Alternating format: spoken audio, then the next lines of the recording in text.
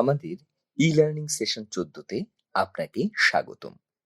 আমাদের আগের সেশনে আমরা জেনেছি কিভাবে ইংরেজি ক্লাসে পড়ার বোধগম্যতা বৃদ্ধি করা যায়। এই সেশনে আমরা ক্লাসরুমে কিভাবে ইংরেজি বর্ণমালা লেখা শেখাতে হয় তা শিখব। আমাদের সেশন শুরু করার আগে আপনি কিছু সময়ের জন্য একটু ভাবুন, কেন আমাদের বর্ণমালা লেখার সঠিক প্রক্রিয়া জানা দরকার। What is writing alphabet? লেখা যে কোনো ভাষার অন্যতম গুরুত্বপূর্ণ একটি দক্ষতা। বর্ণমালা হলো লেখার দক্ষতার প্রথম ধাপ। সাধারণত শিশু যখন হাত ঘোরাতে, অনুকরণ করতে এবং লাইন, আকৃতি ইত্যাদির দক্ষতা অর্জন করে, তখন তারা বর্ণ বা অক্ষর গঠন করতে শেখার জন্য তৈরি হয়। মনে রাখবেন যে শিক্ষার্থীদের অক্ষর গঠনের, অক্ষর শেখার এবং অক্ষরের আকারের সাথে পরিচিত হওয়ার জন্য অক্ষর শনাক্ত করতে হবে। অক্ষরের গঠন, লেটার ফরমেশন বলতে আমরা বুঝি সঠিকভাবে বর্ণমালার অক্ষর গঠন করার ক্ষমতা। শিশুদের সার্বিক বিকাশের উপর ভিত্তি করে ধারাবাহিকভাবে এই দক্ষতা শেখাতে হবে। সঠিক অক্ষর গঠন কেন গুরুত্বপূর্ণ? একটি ত্রুটিহীন এবং দক্ষ হাতের লেখা অত্যন্ত গুরুত্বপূর্ণ, যা শৈশবে সঠিক অক্ষর গঠনের উপর ভিত্তি করে বিকশিত হয়। শিক্ষকবৃন্দ সেসব অ্যাসাইনমেন্টে উচ্চতর গ্রেড বা নম্বর দেয়, যা তার জন্য আকর্ষণীয় ও পড়তে সহজ হয়। শুরুতে সঠিকভাবে বর্ণ লেখা শিখতে পারলে লেখা নিয়ে কোনো চিন্তা করতে হয় না। হাতের লেখার সমস্যা বা অসুবিধা শিশুদের অনুৎসাহী করতে পারে। তাদের হাতের লেখার উপর আরো মনোযোগ দিতে হবে। শিশুরা কিভাবে অক্ষর লিখতে শেখে? শিশুকালে বা অল্প বয়সে শিশুরা কাগজে বিভিন্ন চিহ্ন দিতে শেখে এবং এ ধরনের লেখার মাধ্যমেই তাদের শেখার প্রক্রিয়াকে এগিয়ে নিয়ে যায়। প্রথমে শিশুরা কাগজে লিখতে শুরু করে, তারপর তারা কাগজে বিভিন্ন চিহ্ন এবং লাইন তৈরি করতে শেখে। এগুলো হলো উলম্ব রেখা বা ভার্টিক্যাল লাইন্স, আনুভূমিক রেখা বা হরাইজন্টাল লাইন্স, বৃত্ত, যোগ চিহ্ন, বর্গাকৃতি, ক্রস চিহ্ন, ত্রিভুজাকৃতি। যখন আমরা বর্ণ কাঠামো শেখানো শুরু করি, তখন আমাদের খুব সতর্ক থাকতে হবে যে প্রতিটি শিশুই পর্যাপ্তভাবে হাত এবং আঙুলের শক্তির ব্যবহার এবং ভিজুয়াল মোটর দক্ষতার ব্যবহার হয়, যাতে তারা বর্ণমালা সঠিক আকারে লিখতে পারে। বর্ণকাঠামো শেখানোর সর্বোত্তম সময় কখন? সাধারণত শিশুরা যখন লাইন, আকৃতি ও প্যাটার্ন অনুলিপির দক্ষতা অর্জন করে, তখন তারা অক্ষর গঠন শিখতে প্রস্তুত হয়ে ওঠে। মনে রাখবেন, অক্ষর গঠনের জন্য শিক্ষার্থীদেরও বর্ণ শনাক্ত করতে হবে। অক্ষর শনাক্তকরণের 4টি উপাদান আছে। 1.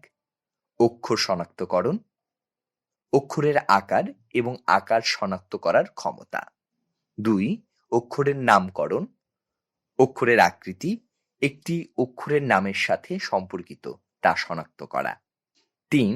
লেটার সাউন্ড সম্পর্কে ধারণা, কোন অক্ষরের আকৃতি বা নামের সাথে কোন সাউন্ড সামঞ্জস্যপূর্ণ তা নির্ধারণ করা। এবং 4. অক্ষর লেখা, অক্ষরের আকৃতি ও দিক অনুযায়ী কলম বা পেন্সিল দিয়ে বর্ণমালা লেখা। শিশুদের একটি বর্ণের আকৃতি, তার নাম, বর্ণটির সাউন্ড এবং কিভাবে একটি বর্ণ লিখতে হয় তা শিখতে পারা। বর্ণমালা লেখা উন্নয়ন। পাঠ্যপুস্তকে হাতের লেখা অনুশীলনের অনেক সুযোগ আছে। ইংরেজি বর্ণমালাগুলো কিছু মৌলিক রেখা নিয়ে গঠিত। যেসব অক্ষর একই লাইনের উপর ভিত্তি করে গঠিত, সেসব বর্ণমালা একসাথে অনুশীলন করা যেতে পারে। যেমন সি এর বাঁকা অংশ দিয়ে বেশ কিছু ছোট হাতের অক্ষর লেখা যেতে পারে, যেমন এ, ডি, জি, ও, কিউ। বড় হাতের অক্ষর আই এর উপর থেকে নিচ পর্যন্ত একটি রেখা অঙ্কন করে লেখা যেতে পারে এবং এইভাবে ছোট হাতের অনেকগুলি অক্ষর লেখা যেতে পারে, যেমন B, H, K, L and T. B এবং পি উপর থেকে নিচের একটি রেখা এবং একটি অর্ধবৃত্ত দিয়ে একইভাবে লেখা যেতে পারে। এবার আপনি বর্ণমালা লেখার একটি ভিডিও দেখতে পাবেন। এখানে আপনি দেখবেন কিভাবে প্রতিটি অক্ষর লিখতে হয়। হাতের লেখা একটি সম্পূর্ণ শারীরিক কার্যকলাপ, যার জন্য শিশুদের সঠিকভাবে হাত ঘোরানো শেখাতে হয়। কিভাবে বর্ণ লিখতে হয় তার একটি ভিডিও ক্লিপ দেখা যাক। Practice writing alphabet. এখানে একটি সংযোগকারী dot to dot alphabet letter writing activity আছে, যা ক্লাসে বর্ণমালা অনুশীলনের একটি আকর্ষণীয় উপায়।